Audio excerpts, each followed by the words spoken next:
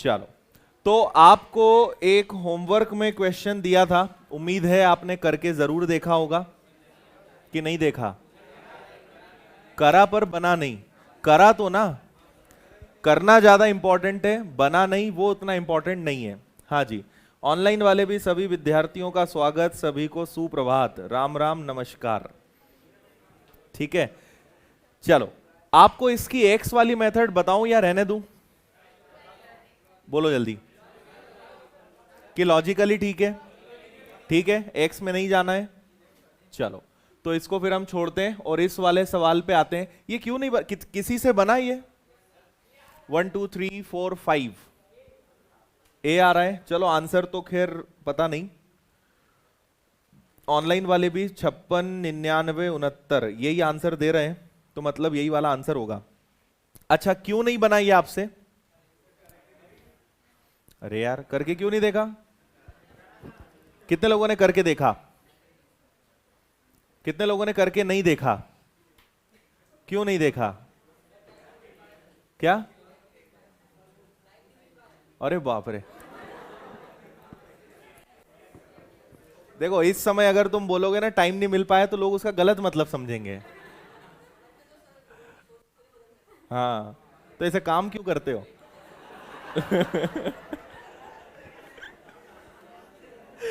चलो, पर ये गलत बात है। गलत क्या है? क्वेश्चन नहीं करके देखा, ये गलत बात है, तुम्हारी बात नहीं कर रहा हूं। तो ये तो आपको करके देखना चाहिए था ना, क्यों नहीं करके देखा? फिर ऐसे में आपको होमवर्क नहीं देंगे, अब आगे से सारी सुविधाएं बंद कर देंगे। फिर ऐसे में आपकी कल से करेंगे ये, ऐसा तो स्कूल में भी बोलते थे, आज से करेंगे, ऐसा भी बोलते थे पहले। देखो इधर, चलो यहां ध्यान दो आप सभी। हाँ, 1/4 का आपको समझ नहीं आया ना, वही ऑनलाइन वालों को भी 1/4 समझ नहीं आया, या ऑफलाइन वाले भी कम नहीं है ना, ये लोग भी वैसे ही हैं। चलो देखो, एबीसी की आय का अनुपात 9 7 9 और 12 है, तो ये मैंने लिख दिया ए बी एंड सी। आज जरा हाइट ठीक है ना, ज्यादा ऊंचा नहीं लग रहा होगा। 7 9 और 12 है ना। और ये क्या हो गया है? ये इनकी इनकम है, और इनकी एक्सपेंडिचर का रेशो क्या है? 8 9 और 15 है ना। ये एक बात हो गई। आपसे बोला है ए अपनी आय का 1/4 बचाता है ना। मुझे ये बताओ कि ए की इनकम क्या? इस बार प्रश्न ए से चल रहा है। ए अपनी इनकम का 1/4 बचाता है। 1/4 का मतलब होता है कि 4 में से कितना बचाना? अगर ए 4 कमाएगा तो खर्चा कितना करेगा? 3, तो बचाएगा कितना? 1। यही मतलब होता है ना। 1/4 का मतलब क्या होगा? 4 कमाया तो 1 बचाया, और 1 बचाया तो खर्चा कितना करा? 3। क्लियर है इतना? चलो, अब आप सुनिए, क्योंकि प्रश्न ए पर आधारित है, तो हम यहां क्या करेंगे? पहले ए को बराबर करेंगे, ये हमने कल किया था।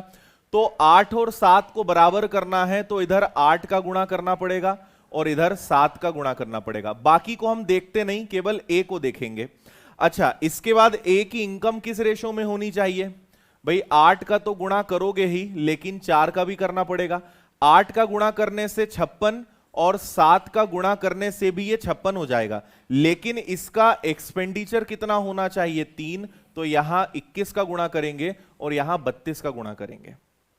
यहां तक भी नहीं पहुंचे थे? पहुंच गए थे, तो फिर क्या दिक्कत थी? समझ में आया? आपने सी से तो नहीं किया प्रश्न इस बार, कुछ लोगों ने तो पक्का किया होगा, है ना। हाँ, गुणा सबको करना है। तो यहां प्रश्न में ए का बोला था, तो पहले हमने ए को दोनों जगह बराबर किया, यहां 8 का गुणा किया, यहां 7 का गुणा किया, ये 56 बन जाएगा। फिर ए की ये इनकम है ना, तो इनकम का रेशो क्या होना चाहिए? 4, तो 4 से गुणा करेंगे। और ये खर्चा है, एक्सपेंडिचर है, तो ये 3 होना चाहिए, तो 3 से गुणा करेंगे। अब आपको सभी में पूरा गुणा करना है, कर लोगे आगे? अब ठीक है, कर लेना, आपका आंसर ए ही आएगा।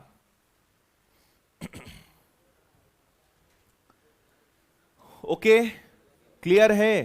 पक्का कर लोगे? कर लोगे? ऐसा तो कल भी बोला था। चलो कल कर लेना है ना, संडे को आराम से। ठीक है, आंसर आपका ए आएगा। ऊपर आप 32 का गुणा करेंगे अल्टीमेटली, और नीचे आप किसका गुणा करेंगे, 21 का। और पहले संख्याएं बड़ी बड़ी आएंगी, उनको फिर आप पहले इनकम आएगी, फिर एक्सपेंडिचर आएगा, घटाओगे, फिर बचत आएगी, उसको शॉर्ट करना, आंसर आ जाएगा, है ना। चाहे तो हम चेक कर सकते हैं। 32 का अगर 7 में गुणा करोगे, 14 का 4 और 1, 21 और 1 कितना हो जाएगा, 22, 224 आएगा। और इधर आएगा 8 और 8 दूनी 16, 14 में से 8 जाएगा तो कितना आएगा, 6, और 21 में से 16 जाएगा तो 56 आ रहा है। तो ये ए का मैंने करा, ऐसे ही बी का कर लेना, सी का कर लेना। ठीक है, चलिए आगे बढ़ेंगे। टाइप नंबर 10, टाइप की नंबरिंग में थोड़ी सी मिस्टेक थी, उसको मैंने करेक्ट कर दिया है। तो इसको थोड़ा सा आप यहां पे देखिए। ऑनलाइन वाले कुछ बच्चे बोल रहे हैं एक्स से बता दो, आप में से किसी की इच्छा है क्या? ऑनलाइन वालों को क्यों इतना मन कर रहा है एक्स से करने का? अच्छा, काटने की जरूरत नहीं पड़ेगी, ठीक है, चलो मत करो फिर एक्स से, रहने दो, इसी से करो। देखिए टाइप नंबर 10 हमारा काफी इजी है, जल्दी से आप इसको पढ़िए, फिर मैं बताता हूं। आंसर मत बोलना कोई भी, आंसर आपका आ जाएगा, करो जल्दी पढ़ो।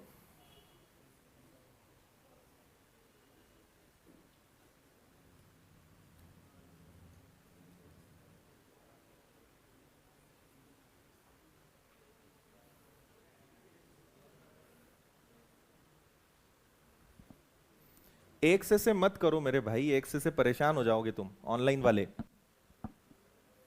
Okay, thank you. और जो कल नहीं था उसको समझ नहीं आया होगा पिछला वाला सवाल, है ना, ऑनलाइन में हो या ऑफलाइन में हो।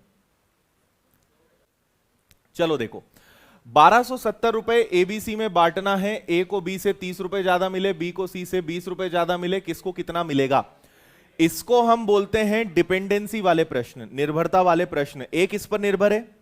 बी पर, और बी किस पर है? सी पर। ये इस प्रश्न में ऐसा है, हमेशा ऐसा होगा जरूरी नहीं है। तो आप इसको मैं सजेस्ट करता हूं कि आप इसको एक्स से कर लो, कोई दिक्कत नहीं है। यहां पे कई बच्चों का मन करेगा कि सी को 1 मान ले, है ना, फिर बी के पास सी से 20 ज्यादा है तो इसको 21 मान ले।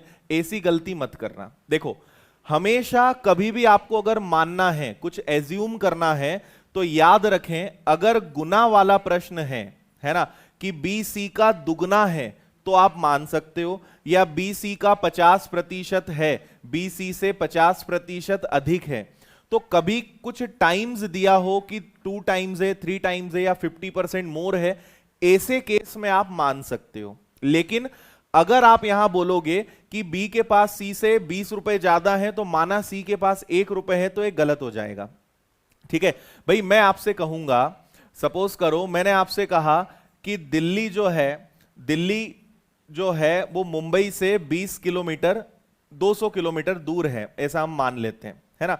दिल्ली मुंबई से 200 किलोमीटर दूर है, तो उनके बीच का अंतर 200 है, लेकिन दोनों की जो रियल डिस्टेंस होगी, है ना, ये कहीं एक निश्चित स्थान पर है, ये निश्चित स्थान पे, आप इसको 0 नहीं मान सकते। ये किसी एक पोजीशन पर है, ये किसी एक पोजीशन पे है। या हम इसको दूसरे उदाहरण से समझ लें, भाई मैं कहूंगा कि ए के पास बी से 5000 रुपए ज्यादा है, या मेरी जेब में जो पैसे रखे हैं उससे 5000 रुपए ज्यादा इन भाई साहब की जेब में है। तो बताओ मेरी जेब में कितने पैसे हैं?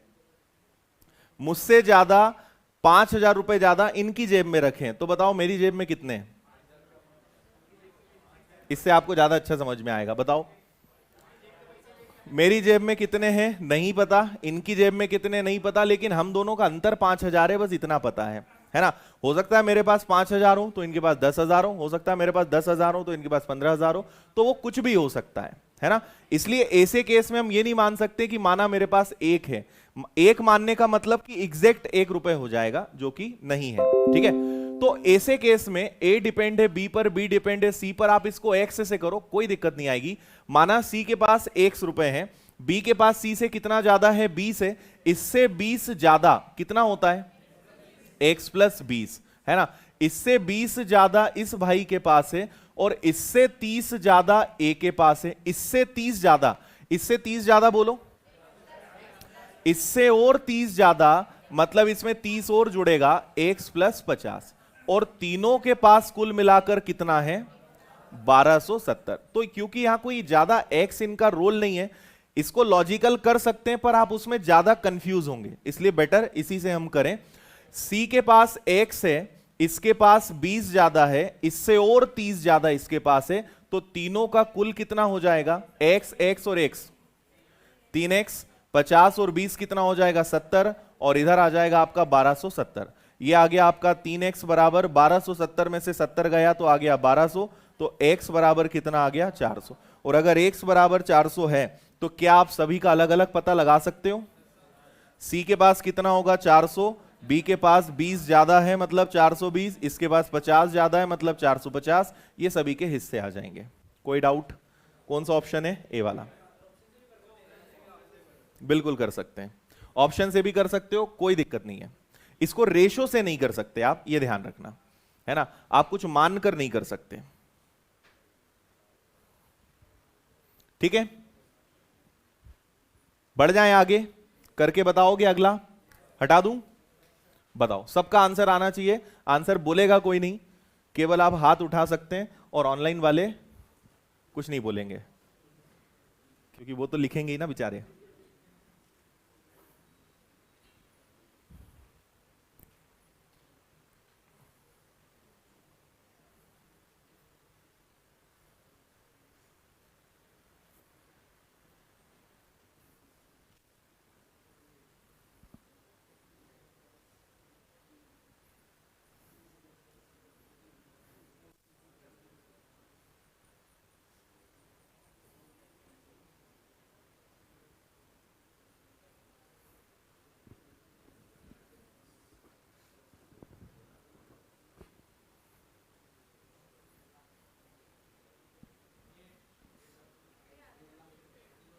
नहीं मानोगे ना, हाथ उठाने का बोला है तो भी हाथ उठाओ। कितने का आ गया? ओके, ठीक है भाई, ऑनलाइन वाले भी नहीं मान रहे हैं, वो भी बता ही रहे हैं लिखकर। देखो इधर ए बी सी बता सकते हो आंसर अब आप, ऐसा ना हो पेट दुखने लगे। 830 रुपए सभी के पास है, ए के पास बी से 70 ज्यादा, बी के पास सी से 80 ज्यादा, सी को हम एक्स मान लेते हैं। इस भाई के पास 80 ज्यादा है मतलब x प्लस 80, और इससे और 70 ज्यादा है मतलब x प्लस 150। तो ये आ गया आपका 3x plus 230 is equal to 830। 830 में से 230 गया, 600 को 3 से डिवाइड करोगे 200 आ जाएगा, यही आएगा। तो अगर x की वैल्यू 200 है तो c के पास 200, इसके पास 280 और इसके पास 350। कोई दिक्कत? ठीक है, यही आ रहा है। चलो बड़े आगे, इसको और जल्दी से करके बता दो। गुड भाई, जिनका भी आंसर आया सभी बधाई के पात्र हैं। इसका आंसर बताएं तो आपको ज्यादा बधाई मिलेगी।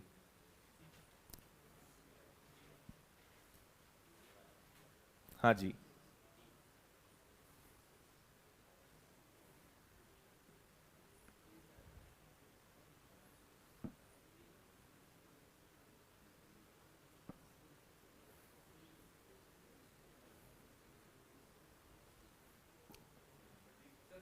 अरे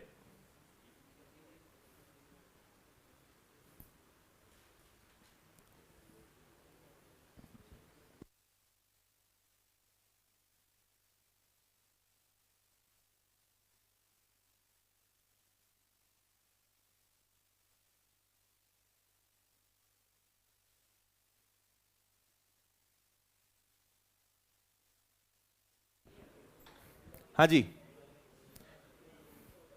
जिसने सी को एक्स माना वो गया, खेल तमाम उसका। हाँ बोल सकते हो आंसर। बी आ रहा है, डी आ रहा है, 240, 200 और 270। अच्छा चलो देखो इधर, सब यहां पर ध्यान दें, जिनसे बना जिनसे ना बना सब लोग यहां देखें। मैंने आपको इसीलिए पहले कहा कि पहले ध्यान दो कि कौन किस पर डिपेंड है। और पहला प्रश्न जब मैंने कराया था तब मैंने कहा भी था कि हमेशा सी को एक्स नहीं मानेंगे, है ना। यहां ध्यान दीजिए, ए के पास बी से 40 ज्यादा है, ए के पास बी से कितना ज्यादा है? 40 ज्यादा है। और सी के पास ए से ज्यादा है, सी के पास ए से ज्यादा है, कितना ज्यादा है? 30 ज्यादा है। तो C डिपेंड है A पर, A डिपेंड है B पर, तो B को इस बार X मानना था। इससे 40 से ज्यादा इस भाई के पास है, इससे 30 ज्यादा सी के पास है, और तीनों के पास कुल मिलाकर कितना है 710। अगर आप ध्यान से पढ़ते तो आप ये काम आसानी से कर सकते थे। टोटल आएगा 110, इधर आएगा 710, 600, 600 में 3 का भाग दिया 200, यही आएगा, है ना। तो आपको पता चल गया कि बी के पास कितना आएगा 200, ए के पास कितना आएगा 240, और इसके पास कितना आएगा 270। ये आपको ऑप्शन डी में दिखाई दे रहा होगा, ठीक है, डी आंसर आएगा। ठीक, समझ गए। तो हमने दोनों प्रकार के प्रश्न देख लिए। ज्यादातर जो क्वेश्चंस आते हैं वो सी से ही होते हैं, लेकिन यह भी जानना जरूरी है कि ऐसा भी हो सकता है, ठीक है। थोड़ा सा पैटर्न को चेंज करेंगे, नेक्स्ट टाइप देखते हैं, मतलब थोड़ा सा पैटर्न को चेंज करते हैं। ध्यान से पढ़िए आप इस सवाल को भी।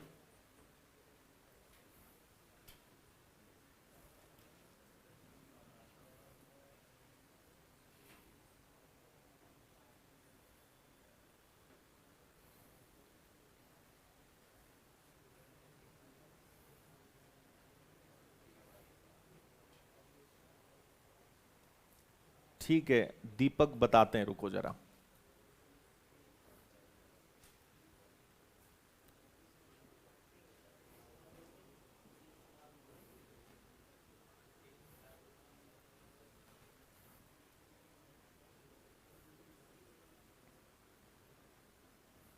चलो पढ़ लिया, देखें इधर।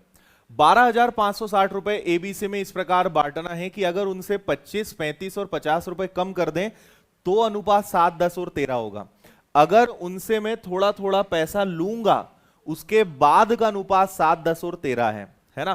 तो सी के पास कितनी धनराशि थी, शुरुआत में कितना था। अब मैं आपसे जो पूछते जाऊं वो बोलते जाना आप लोग, है ना। शुरुआत में कितना पैसा था, शुरुआत में कितना पैसा था 12,560। अच्छा, ए से आपने कितना लिया 25, बी से कितना लिया 35, सी से कितना लिया 50, कुल कितना ले लिया आपने सबसे, तो यह आ गया 0, 5, 3, 8, 2, 10 और 110। क्या आपने उनसे 110 रुपए ले लिए, है ना। मतलब 110 रुपए टोटल में से कम हुए होंगे, तो टोटल में से 110 रुपए कम करो, 0, 5, 4, 2 और 1, है ना। जब आपने एबीसी से 110 रुपए ले लिए होंगे तो यह पैसा बचा होगा, और ये जो अनुपात है ना 7, 10 और 13, ये इसका है। पैसा जब आपने उनसे छीन लिया उसके बाद जो पैसा उनके पास है एबीसी के पास, उसका रेशो ये है, ना कि इसका। तो इसलिए ऐसा मत करना कि 13, 7, 20 और 30 का भाग इसमें देंगे, 30 इतने में बटेगा।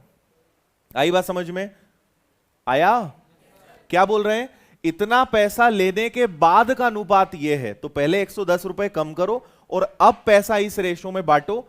चलो पहले तो हम बांट लेते हैं। तो 12,450 में किसका भाग देंगे 30 का, सब में भाग देंगे। और पूछा किसके बारे में है, सिर्फ सी के बारे में, तो गुणा किसका करेंगे 13 का। लेकिन इससे आंसर नहीं आएगा, है ना। 0 से 0 कैंसिल हुआ, 3 से कैंसिल करोगे 4 बार, 1 बार, 5 बार, है ना। 13 पंजे 65, 6 हो जाएगा, 19 का 9 कैरी 1 हो जाएगा, 52 और 1 53, 5395 आ रहा है क्या, क्यों 65 कहां पे, नहीं नहीं, अरे इनका गुणा करने पे तो यही आएगा ना, ये पूछ रहा हूं मैं। अब 5395 सी का हिस्सा है, लेकिन ये कौन सा हिस्सा है 50 रुपए कम करने के बाद। तो अब आप अगर इसको 50 रुपए वापस दोगे तो कितना आएगा 5,445। ये सी का शुरुआत का पैसा है जो उसके पास था। पहले हमें माइनस करना है, फिर अनुपात में बांटना है, फिर वो धनराशि आएगी जो आपने उनसे ले लिया था उसके बाद का, तो वापस भी तो देंगे। आपसे अगर यह पूछा होता कि सी के पास अब कितना पैसा है, तो यही आंसर था। लेकिन आपसे क्या पूछा है, शुरुआत में कितना पैसा था, तो यह पैसा 50 रुपए लेने के बाद का है, इसलिए 50 देना पड़ेगा, तब पता चलेगा शुरुआत में कितना पैसा था। आया, ठीक है। 20 से डिवाइड नहीं होगा, पूरे 30 से डिवाइड होगा। 13, 7, 20 और 10 30, 30 से होगा। करके बताओगे एक और सवाल, समझ में आ गया, जल्दी से बताओ। थोड़ा बोला करो यार, तुम लोग को कितना बोलना पड़ता है। कहाँ खोए रहते हो, कहाँ खोए रहते हो? हाँ, आगे बढ़े, चलो। मैं पूछूंगा नहीं कहाँ खोए रहते हो, है ना।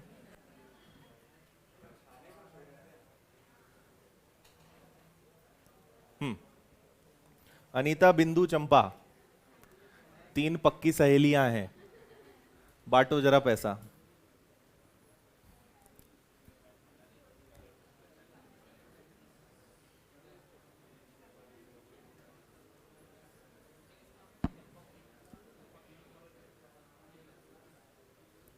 ठीक है,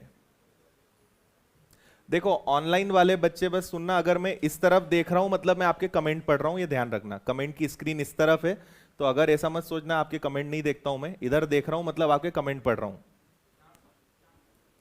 हाँ, क्या बात है, अभी आंसर भी आ गया। ठीक है,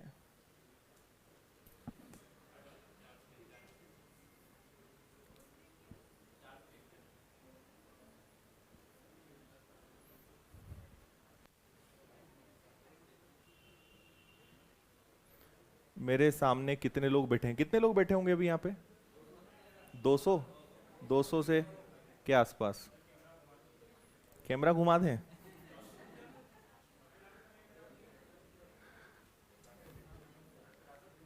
बोलिए जी।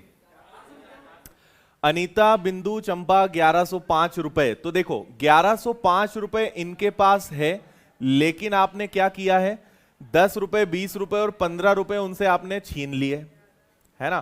तो आपने कितना पैसा छीन लिया? 45। 45 अगर आपने इनसे छीन लिया तो कितना बचा? 1060 बचेगा क्या? और इसको आप बांटोगे 11, 18 और 24 में, ठीक है। 11, 18, 24 का टोटल कितना आ रहा है? 53 आ रहा है। तो 53 से ये कैंसिल होगा 20 बार, एक की वैल्यू 20 आ जाएगी। किसके बारे में पूछा है? चंपा। चंपा कौन है इसमें? 24 है, 24 से गुणा कर दो। तो चंपा के पास 480 रुपए बचे होंगे 15 रुपए छीनने के बाद, मतलब उसके पास शुरुआत में कितने पैसे रहे होंगे? 495। ये आंसर है। ठीक, कितने लोग का आया? गुड।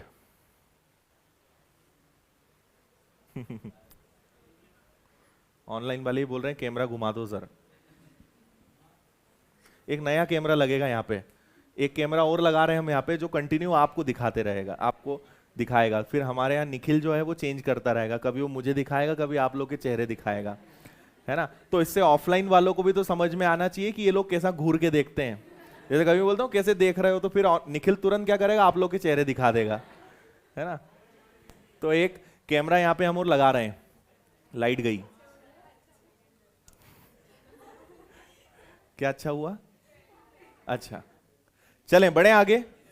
हाँ, एक बार और बता दूं, चलो भाई एक बार और सुन लो।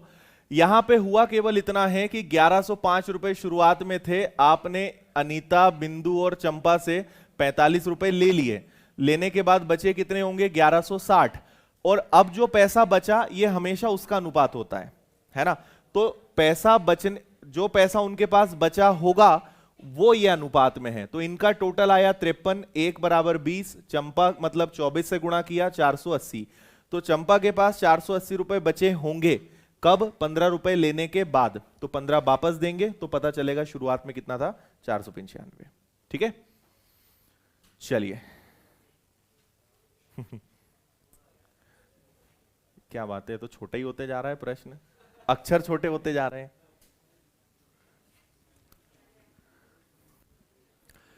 सुनील, अनिल, जमील, उनके हिस्सों से 22, 35, 48 कम करना है, शेष को बांटना है, हिस्सों में वापस इतना पैसा देना है। उनकी राशि का अनुपात क्या रहा होगा? जल्दी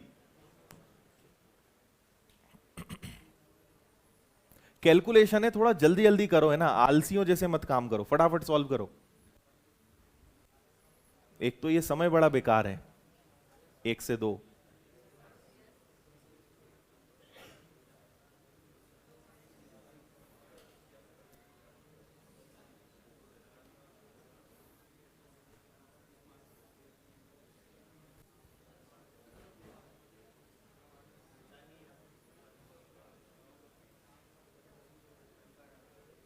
अच्छा,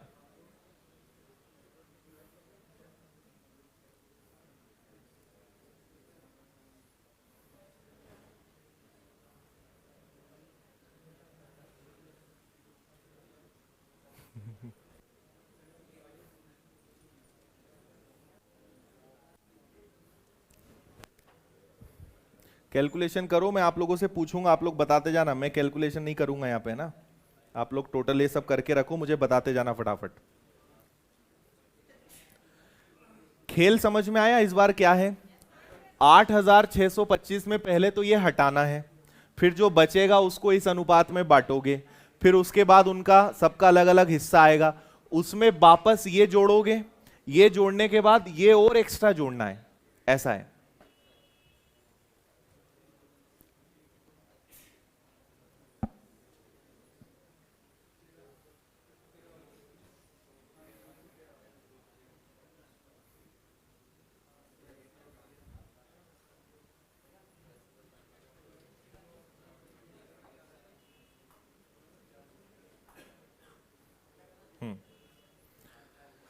चलो देखो इधर, थोड़ा सा डायरेक्ट और कम लिखकर करेंगे। 8625 में से 22, 35 और 48, 4 3 7 2 9 और 1 कितना हो रहा है? 105। तो पहले तो आप 105 रुपए कम कर दोगे, कहां से कम करोगे? 22, 35 और 48, इसको आपने कम किया, ठीक है ना? कितना आ रहा है? 8520। अब इस पैसे को आप 17, 10 और 13 में बांटोगे। 17, 10 और 13 कितना होता है? 1 2 3 4, 40 होता है। 40 से डिवाइड करा तो एक की वैल्यू कितनी आई? 213। ये एक की वैल्यू आई। अब इसका गुणा बारी बारी से करेंगे, एक बार 17 में गुणा करेंगे, एक बार 10 में करेंगे, एक बार 13 में करेंगे। 17 में गुणा करने पे कितना आएगा? बोलो। 36, 21। इसमें गुणा करने पे और इसमें गुणा करने पे 2609, 2669, अच्छा 69। अरे यार तुम लोग ना सच में 2769। चलो, ये वो पैसा है जो आपने ये ले लिया था उसके बाद का है। तो पहले तो आप सबको जो पैसा लिया था वो वापस करोगे, तो इसको 22 वापस करो, इसको 35 वापस करो और इसको 48 वापस करो। इतना वापस करने के बाद जज ने कहा कि इन्हें और ब्याज दो, और पैसा इनको दो। तो इतना देने के बाद आप एक को 57 वापस करोगे, ठीक है? एक को 57 वापस करोगे, एक को 35 और दोगे, और इसको कितना दोगे आप? क्या हो रहा है इसको? इसको देंगे आप कितना? 83। ये आपको सबको जोड़ के और फिर अनुपात बनाना पड़ेगा, ठीक है? तो इनको जोड़ने पे कितना आ रहा है? 3700। दूसरे को 2200, तीसरे को 2900। पक्का? तो यही अनुपात बन जाएगा, 37, 22 और 29। आया समझ में? सिर्फ कैलकुलेशन था, कोई दम नहीं था। पहले आपने उनसे 22, 35, ये तो हमने पहले भी किया। इतना पैसा वापस लिया, फिर अनुपात में बांटा, सभी का हिस्सा पता चला, 36, 21, 21, 30 और 27, 69। फिर इनको हमने पहले तो वो पैसा वापस किया जो हमने लिया था, है ना? तो सभी को 22, 35 और 48 रुपए रिटर्न करा। इस बार बोला है उतना देने के बाद वापस से 57, 35 और 83 और दो। तो फिर बाद में हमने उनको इतना और प्लस किया। सबको प्लस करने के बाद मैंने यहां लिखा है जो प्लस करने पर आएगा, और ये उनका अनुपात बनेगा अंतिम रूप से। कोई ऐसा जिसको समझ में नहीं आया हो? आया? पक्का? ठीक है, बढ़े आगे। पक्का? क्या बात है, खत्म ही हो गया क्या? चलो, टाइप चेंज पढ़िए इसको ध्यान से।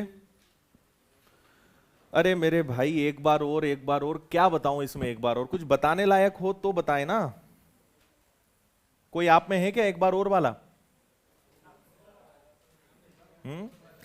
पहले आपने इतना माइनस किया, फिर उसको इस अनुपात में बांट दिया, एक की वैल्यू आई, इसका गुणा तीनों में किया, फिर पहले वो पैसा वापस किया जो ये आपने लिया था, उसके बाद एक्स्ट्रा और देने का बोला है तो इनको और जोड़ दिया, आखिरी में इनको जोड़ा है बस और कुछ नहीं करा है।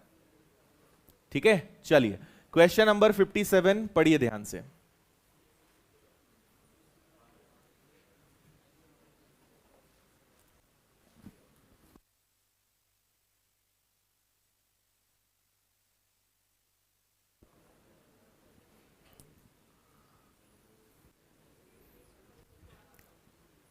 देखिए 5,625 रुपए मुझे बांटना है, ए को बी और सी से आधा धन मिले, ए के पास बी और सी से आधा धन होना चाहिए, मतलब ए के पास अगर बी और सी के पास 2 है तो ए के पास कितना होना चाहिए, आधा, ए के पास बी और सी से आधा धन होना चाहिए।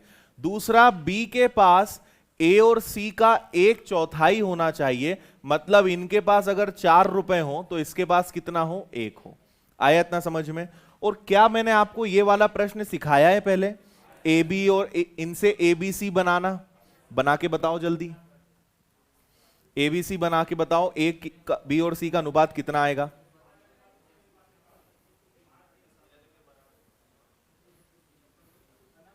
सेकेंड डे वाली क्लास में आपको मैंने इसके 2 प्रश्न करवाए थे कि अनुपात से कैसे बना सकते हैं।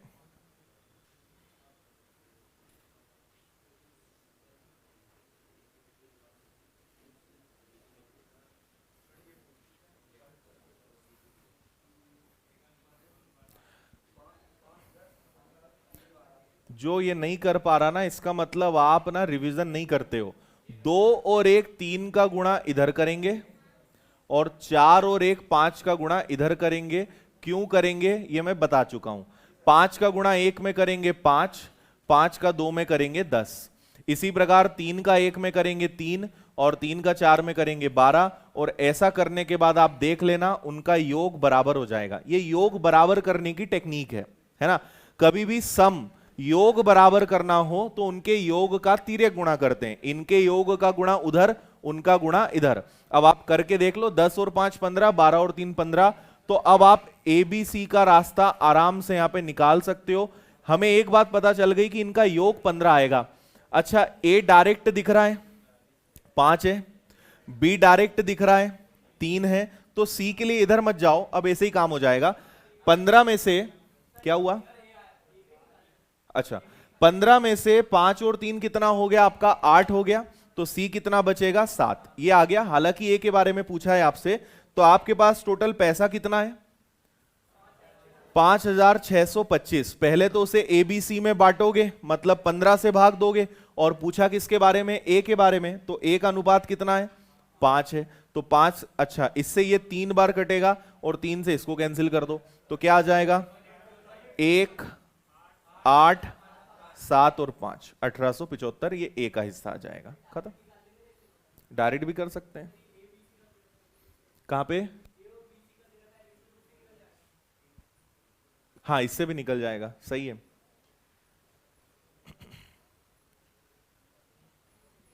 ए का बोला है तो निकल जाएगा। अगर सी का बोला होता ना तो पूरी मेहनत करनी पड़ती। ये एक अच्छा पॉइंट है। देखो, ए का तो आप इससे भी डायरेक्ट निकाल सकते थे, इतना ये तो खैर पूरा इसलिए भी करवाया ताकि रिवीजन हो जाए। बाकी आप एक बात यहां पे सोचिए कि यहां पे ए है, बी है, सी है, इनका योग कितना है? 3।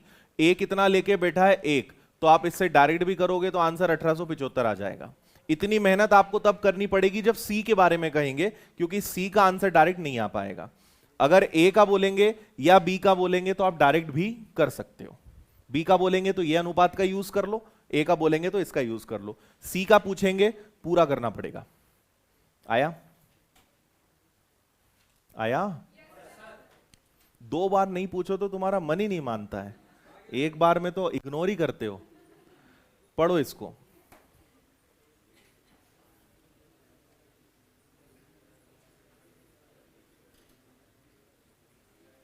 पंद्रह कैसे आया मेरे भाई राजेश? 15 कहां से आया बताओ?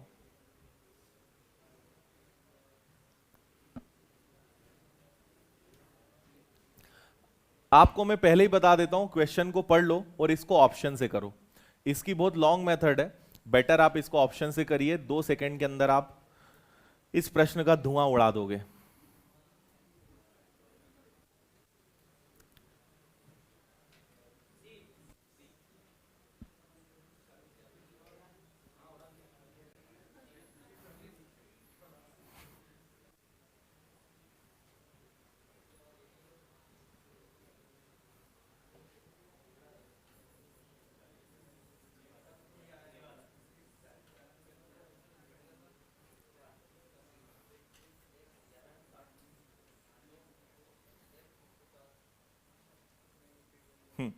ए से ऑप्शन देखो। अब जैसे कुछ बच्चों को डाउट हो सकता है, मैं आगे आपको ऑप्शन से करना भी सिखाऊंगा जब उसकी जरूरत पड़ेगी। अभी एकदम से सारी चीजें हम नहीं देख सकते, लेकिन ऑप्शन से करते आना भी एक कला है ना, और वो कला आपको मैं आगे सिखाऊंगा। फिलहाल आप इतना देखिए, आपसे कहा गया है कि ए की आय बी से 140 ज्यादा है ना, तो ए से ऑप्शन ढूंढो जहां पे ए और बी में 140 का अंतर आए। इनमें 140 का अंतर है नहीं, इनमें 140 का अंतर नहीं है, इनमें 140 का अंतर है, इसमें भी 140 का अंतर है क्या? नहीं है। तो एकमात्र ऑप्शन हो रहा है ना। बाय चांस अगर दो ऑप्शंस होते तो फिर हम सी और डी को देखते कि किसमें सी और डी में 80 का अंतर है, तो वो भी फिर आपको यहीं पे पकड़ में आएगा कि इनमें ही अंतर है, तो वैसे ही काम हो गया। अदरवाइज ये दो इक्वेशंस बनेंगे, 2x प्लस ऐसे बनते ना, 2x प्लस 3y बराबर समथिंग और 3x प्लस, तो काफी लॉन्ग आपका चला जाएगा। बेटर कि हम इसको ऑप्शन से करें। ठीक है, समझ आ गया सभी को? नेक्स्ट, अब यहां से फिर से टाइप नंबर 12, छोटे छोटे सवाल हैं, फटाफट जरा आप इनको करेंगे। पढ़िए प्रश्न को जल्दी से।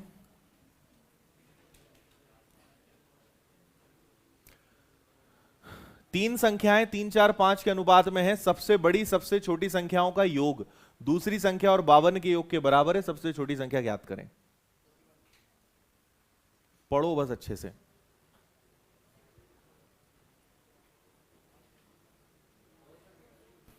पिछले वाले में बी में 140 का अंतर है क्या? 240, 140 का अंतर कहां है मेरे भाई? इसमें ज्यादा अंतर है, 180 का अंतर है।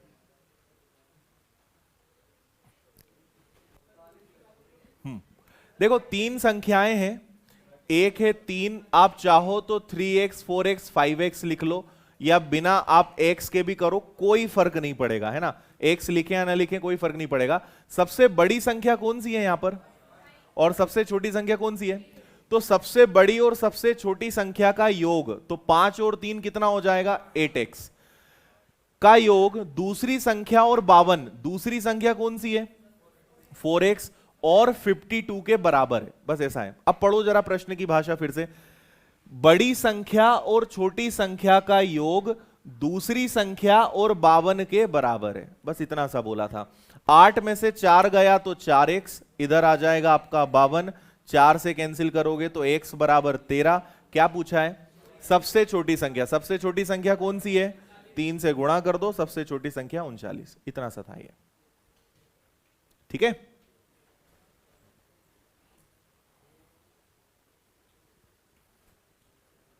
गुड।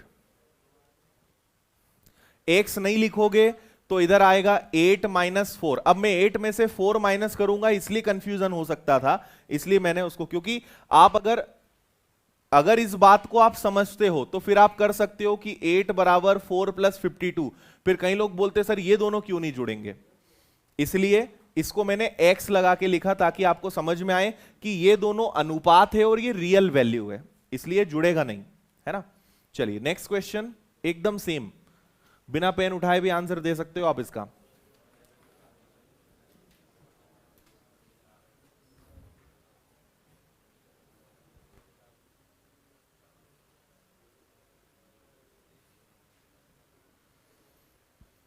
ओके शुभम,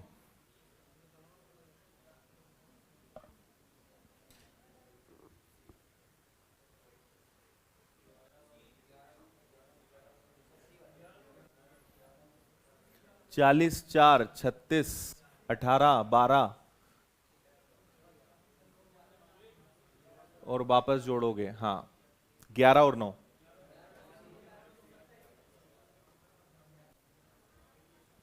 ठीक है, दो संख्याओं का योग 40 है। अगर इसको मेथड से करना है तो ऐसे कि दो नंबर्स का सम, दो संख्याओं का योग 40 है और उनका अंतर कितना है, 4 है। तो ये आपका कैंसिल हो जाएगा, प्लस और माइनस, x और x कितना हो जाएगा 2x, 40 और 4 कितना हो जाएगा 44, 2 से कैंसिल होगा तो x की वैल्यू कितनी 22। अगर x की वैल्यू 22 है तो y की वैल्यू क्या आएगी भाई, यहां पे अगर 22 रख दोगे तो 22 में से 4 घट जाएगा तो y कितना आ जाएगा 18। लेकिन आपसे पूछा है दोनों का अनुपात बताओ, तो x और y का अनुपात बताना है, तो 22 और 18 का अनुपात बनाओगे, 2 से 11 और 2 से 9, तो आंसर आएगा आपका 11 और 9। एक डाउट आपका हो सकता है कि 9 और 11 भी हो सकता है। अगर ऐसा कभी प्रश्न फंस जाता है तो हमेशा पहली संख्या को बड़ा मानते हैं और दूसरी संख्या को छोटा मानते हैं, यह ध्यान रखना, ठीक है। अगर प्रश्न में कोई क्लैरिटी नहीं है कि किसको क्या मानना है तो पहली संख्या हमेशा बड़ी मानी जाएगी, दूसरी संख्या हमेशा छोटी मानी जाएगी, अगर कुछ नहीं बोला है तो, ठीक है। नेक्स्ट,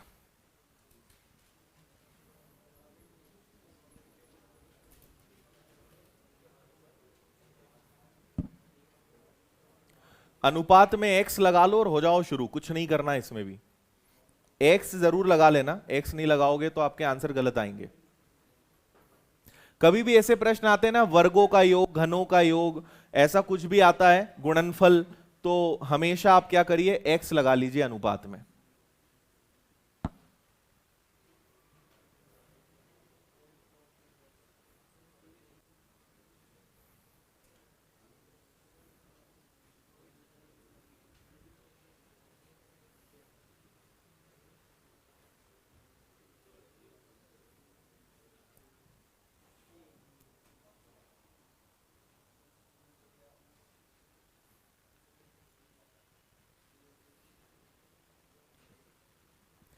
तीन संख्याओं का अनुपात 3, 2 और 5 है, उनके वर्गों का योग। तो देखो, एक को आप 3x ले लो, एक को आप कितना ले लोगे 2x, और एक को ले लोगे आप 5x, और उनके वर्गों का योग कितना है 1862। इतना समझ में आया, ठीक है। ये आ जाएगा आपका 9x स्क्वायर, ये आ जाएगा 4x स्क्वायर, ये आ जाएगा 25x square is equal to 1862। 25 plus 9 plus 4 38, 38x square is equal to 1862। Now 1862 divided by 38, तो ये किससे कितनी बार जा रहा है, 38 से 5 तो 190 होता है, 4 बार 9 बार 49, और 49 किसका स्क्वायर होता है 7। तो आपको पता चल गया x की वैल्यू 7 है। सबसे छोटी संख्या क्या है 2x है, तो 2 इंटू 7, सबसे छोटा नंबर यहां पे 14 होगा, 14 होगा, ए आंसर है, ठीक है। अब यहां पे मैंने आपसे कहा है कि कभी भी स्क्वायर निकालने का केस आए, कभी क्यूब आ जाए, कभी बोले गुणनफल, है ना, तो ऐसे केस में हमेशा आप x लीजिए, क्योंकि जब इनका गुणा होगा तो ये x स्क्वायर बनेगा। नहीं तो आप क्या कर बैठोगे, अगर आपने x नहीं लिया तो 9 प्लस 4 प्लस 25 38 बराबर ये, तो एक का मान आप 49 ले आओगे, जबकि वो स्क्वायर होगा, इसलिए x मानना यहां पर जरूरी है, ठीक है। नेक्स्ट,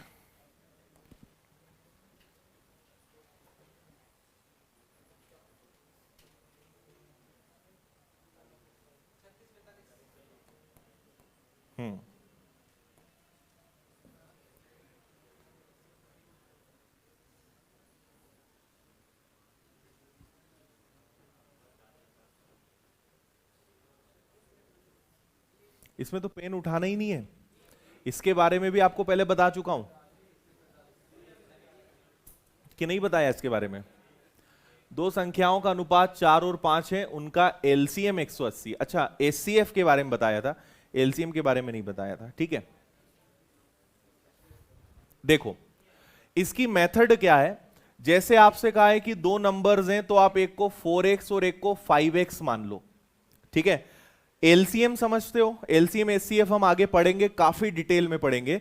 एलसीएम या एचसीएफ, एलसीएम का मतलब होता है लोएस्ट कॉमन मल्टीपल या लघुत्तम समापवर्तक। तो अभी आप 180 को छोड़ो, आप मुझे बताओ 4x और 5x का एलसीएम क्या होगा? 4x और 5x का एलसीएम क्या होगा? 20x होगा। ओनली 20 नहीं होगा। मैंने आपसे ये नहीं पूछा कि 4 और 5 का एलसीएम बताओ। 4 और 5 का एलसीएम 20 आएगा, लेकिन अगर मैं 4x और 5x कहूंगा ना तो उसका एलसीएम 20x आएगा। एलसीएम मतलब कि 20x में 4x का भी भाग जाना चाहिए और 5x का भी जाना चाहिए। तो जब तक x नहीं होगा तब तक x से x कैसे काटोगे, है ना? इसलिए x होना जरूरी है उसके साथ। चलो, इतनी बात आप समझ गए। तो इन दोनों का एलसीएम 20x है, जबकि रियल में एलसीएम कितना है? 180। तो क्या x की वैल्यू 9 आ गई, है ना? और अगर 9 आ गई तो 9 का 4 गुना क्या होता है? 36। और 9 का 5 गुना क्या होता है? ये आंसर आ गया आपका 36 45। ये आया समझ में?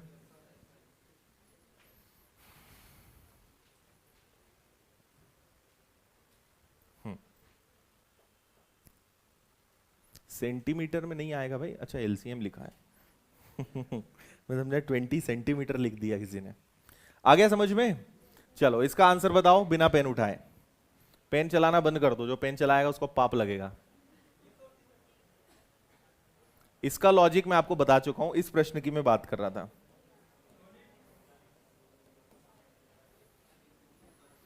अच्छा, संख्या तो निकाल लोगे पर एलसीएम के लिए तुम्हें पेन चलाना ही पड़ेगा। चलो ठीक है, चला लेना। कैंसिल, पाप कैंसिल।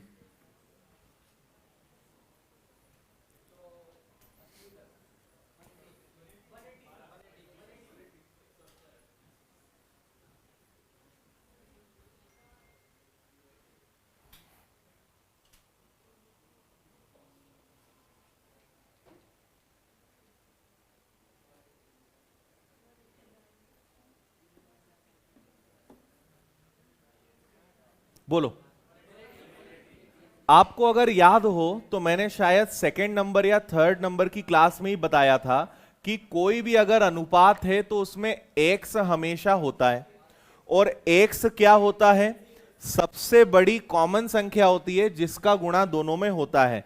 तो ये जो x लिखते हो ना, ये HCF ही होता है। और मजे की बात है कि इस बार HCF आपको 15 दिया है, तो ये x ही है ना? तो 15 का 3 गुना कर दो 45, और 15 का 4 गुना कर दो 60। ये तो वो नंबर्स हैं, ये तो वो दोनों संख्याएं हैं जिनका HCF 15 है ना?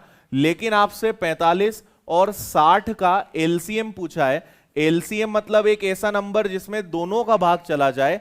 तो आप बड़ी संख्या का पहाड़ा लिया करो। 60 का दुगना करो, 120 में 45 का भाग जाएगा। 60 का 3 गुना करो, 180 में 45 का भाग जाता है क्या?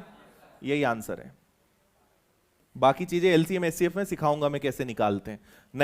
नहीं समझ में आए तो फिर अपने स्कूल वाले तरीके को उठा दो, ये वाला, ठीक है? इससे कर लो। पर मेरा आपको एक सजेशन रहेगा कि कभी अगर आपको एलसीएम निकालना है तो जो सबसे बड़ी संख्या है उसका पहाड़ा ले लो। जनरली 3 बार 4 बार में आ ही जाता है ना? आपको एक ऐसी कॉमन संख्या ढूंढना है जिसका भाग दोनों में जाए, बशर्ते आपका कैलकुलेशन अच्छा हो, है ना? नहीं तो 180 तो आ गया पर पता ही नहीं 45 का भाग जाता भी है कि नहीं जाता है ना?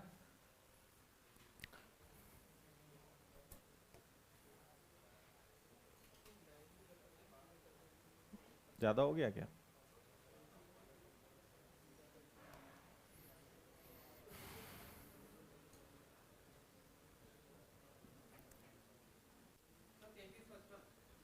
अरे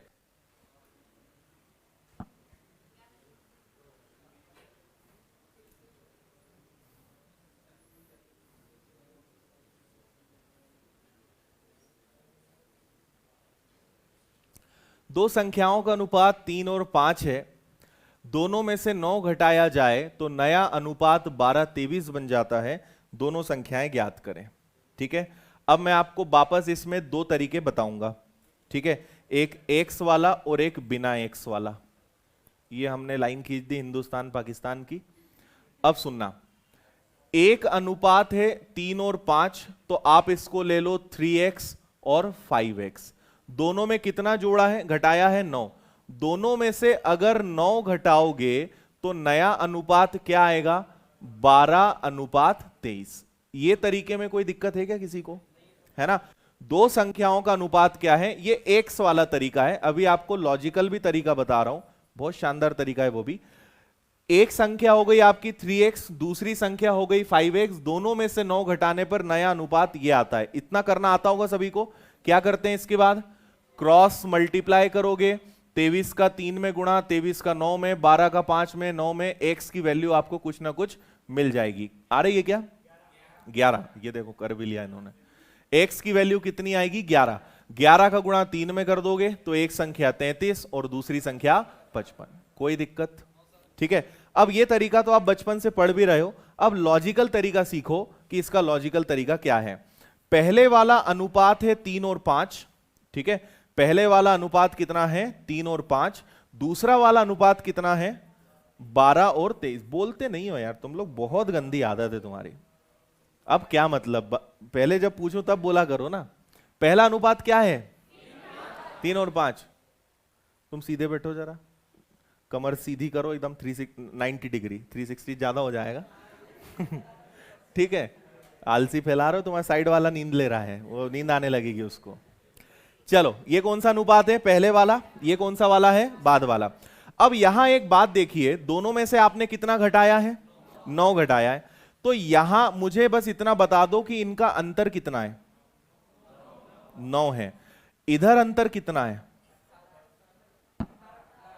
18 अंतर है। इधर अंतर कितने का है? 9 का। इधर अंतर कितने का है? 18 का। ये तो गलत है। हमें क्या करना है? दोनों तरफ अंतर समान करना है। और ये जो ट्रिक आपको सिखा रहा हूं, पूरा एज चैप्टर इसी से होता है। अगर आपने मेरा कोई एज वाला वीडियो देखा है या एज आप जब पढ़ोगे तो आपको पूरा एज वाला चैप्टर में इसी से करना सिखाऊंगा। जो टेक्निक आपको अब मैं सिखाने जा रहा हूं तो ये वहां काम आएगी। इधर अंतर 9 है, इधर अंतर 18 है। हमें केवल इतना सा काम करना है, दोनों तरफ अंतर सेम करना है। ठीक है। अंतर सेम करने के लिए क्या करते हैं? अंतर का तिर्यक गुणा करते हैं। लेकिन कौन सा अंतर? 3 और 5 का अंतर बोलो, 2। और 12 और 23 का अंतर बोलो, इसका गुणा ऊपर करो। समझ में आया? इनका अंतर नीचे, इनका अंतर ऊपर। ठीक है। और अब देखो क्या चमत्कार होता है। 11 का गुणा करो, 33 और 55। ठीक है। 2 का गुणा करो, 24 और 46। अब मुझे बताओ 33 और 24 में कितने का अंतर है? 9 का। इधर कितने का अंतर है? और रियल में भी कितने का है? तो सब रियल ही रियल है। यहां भी 9 का अंतर, इधर भी 9 का अंतर। 9 का अंतर 9 के कारण 1 बराबर 1।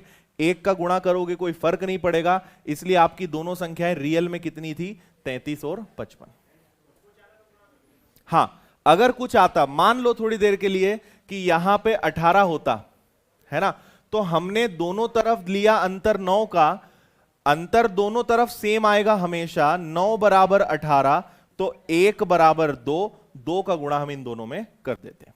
पर यहां पे क्योंकि अंतर भी 9 है और घटाया भी 9 है, इसलिए 1 बराबर 1 आ रहा है। 1 का गुणा हम करेंगे नहीं, इसलिए हमारा आंसर ही 33 और 55 आएगा। आया समझ में? इसको क्या बोलते हैं? अंतर बराबर करना। मैंने आपको 2 ट्रिक अभी तक सिखाई है। एक कौन सी वाली ट्रिक सिखाई थी? एक ये वाली। इसमें बोल के बताओ, इसमें क्या करते थे?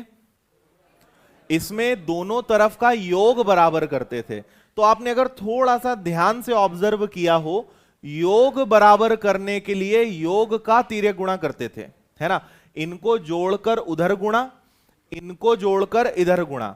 तो जोड़कर गुणा करोगे तो उनका योग बराबर हो जाएगा। आपने इस वाले प्रश्न में क्या किया? आपने अंतर लिया, इसका अंतर इधर, इसका अंतर इधर, तो अंतर का गुणा करोगे तो अंतर बराबर होगा, जोड़कर गुणा करोगे तो जोड़कर बराबर हो जाएगा। आया समझ में? ठीक है, करके बताओ इसको। हाँ,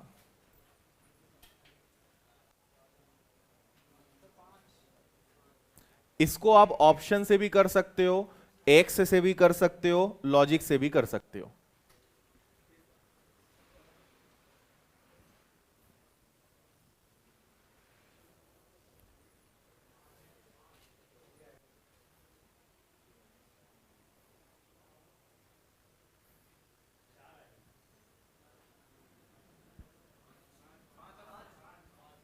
5। x से अगर करना है तो 1:7 और 11। इस बार x नहीं लेंगे क्योंकि इसमें क्या जोड़ा जाए कि नया अनुपात कितना आ जाए, 3 और 4। इसको कर लोगे तो x की वैल्यू निकल के आ जाएगी, कितनी आ जाएगी, 5। आप बोलोगे सर लॉजिक से बताओ, तो 7 और 11 है, इधर 3 और 4 है, इधर का अंतर 4 है, इधर का अंतर ज्यादा है, 7 है, तो आप इसके अंतर का गुणा नीचे करो, 7 और 11 का अंतर 4, और इनके अंतर का गुणा ऊपर करो, है ना। इसमें 1 का गुणा करोगे दोनों को फर्क नहीं पड़ना है, लेकिन 4 का गुणा करोगे तो 12 और 16 हो जाएगा, है ना। 7 से ये 12 बन गया, कितना बढ़ गया, 5। 11 से 16 बढ़ गया, कितना बढ़ गया, 5। तो आंसर भी 5। ठीक,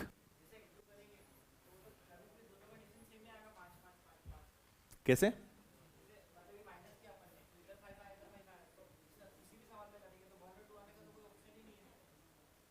कहां पे 1 और 2?